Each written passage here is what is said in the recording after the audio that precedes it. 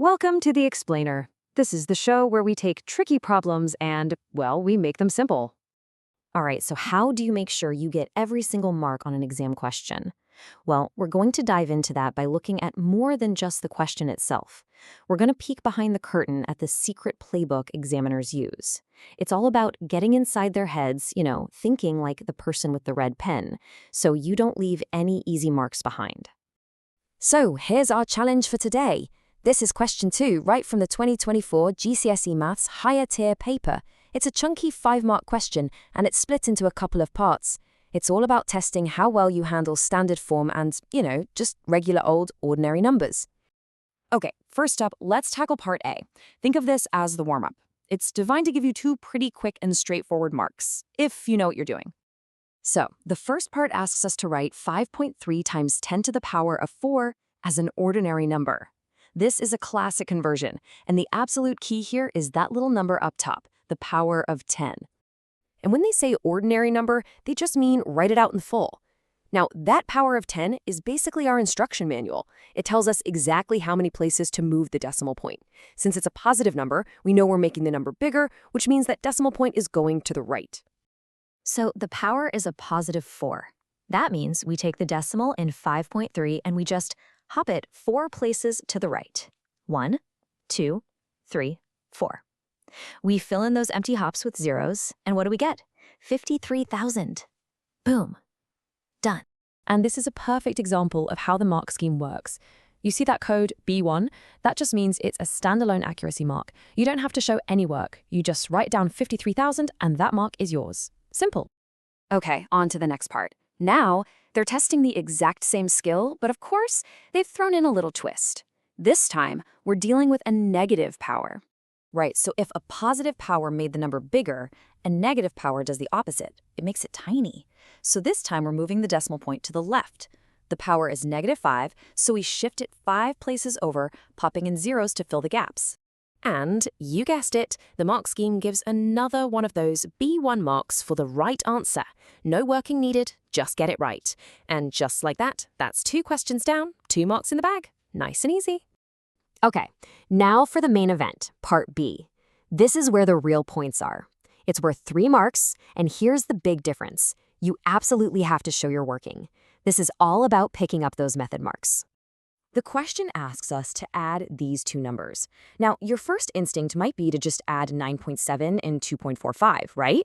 But you can't, and the reason is simple. Look at the powers of 10. They're different. One is 10 to the 6, the other is 10 to the 7. It's literally like trying to add apples and oranges. It just doesn't work. First, you've got to make them the same. And this right here, this is a look at that examiner's playbook I was talking about. It's from the official mark scheme. It tells us exactly what they're looking for. See? You get 1 mark, an M1, just for making the powers the same. You get another M1 for doing the addition correctly. And then you get the final mark, an A1, for the actual right answer.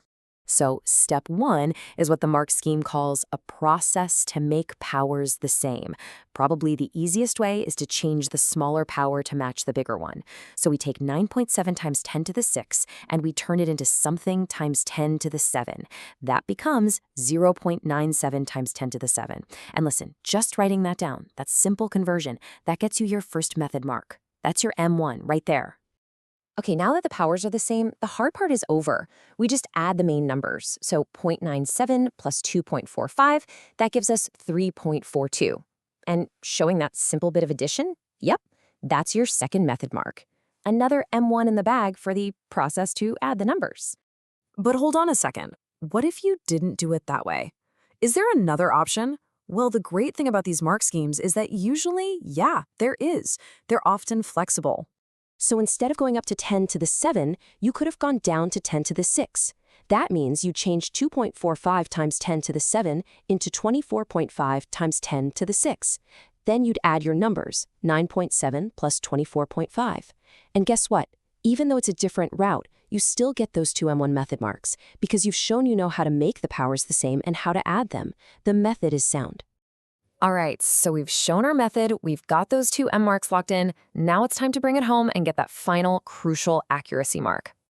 And here's the cool part. It doesn't matter which method you used. Whether you converted up to 10 to the 7 or you converted down to 10 to the 6 and then had to adjust your final answer, both paths lead to exactly the same place, 3.42 times 10 to the power of 7. And that right there is your final A1 mark. Now you'll see the letters CAO next to it in the mark scheme. That is super important. It stands for correct answer only. That means no wiggle room, no rounding errors, no slightly different versions. To get this last point, it has to be exactly 3.42 times 10 to the 7. So let's just quickly recap how we got those 3 marks for Part B. Mark 1, showing a correct way to make the powers the same. Mark 2, showing the correct addition. And Mark 3, nailing the final answer perfectly in standard form. M1, M1, A1. Done. You know, understanding this breakdown of marks isn't just for this one question. It's a game plan for the entire exam. Whenever you see a question that's worth more than 1 mark, ask yourself, okay, where are the method marks hiding? And what do I need for that final accuracy mark? If you start thinking that way, you'll start picking up points all over the paper, and that's how you make sure you get every single point you deserve.